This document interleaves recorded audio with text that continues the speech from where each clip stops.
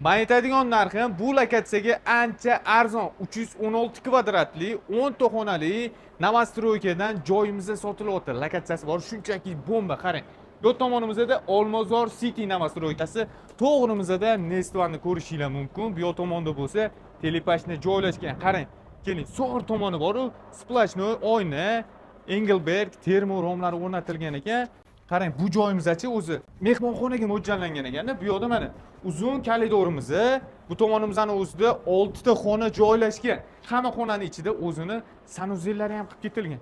Bu yoqda yana bitta xonasi joylashgan. Elektrika desalarmi, santexnika ishlari hammasi bitkazilgan. Bu yoqda kotelniy xona, oshxona hamda oxirida yana ikkita xona sanuzellari bilan qilingan ekan.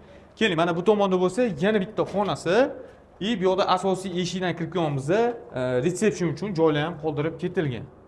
Joyimiz 5-qavatda joylashgan, o'zini detskiy plashatkalari ham bor. 1 kvadratiga $1000 so'rashyapti. Qarang, lokatsiya Severniy Olmazor. Shunday chorrahaning yonidagi yangi qurilgan Novostroykamizda bo'ladi. Narxiga arziydimi, nima deysizlar? Fikringizni kutib qolamiz.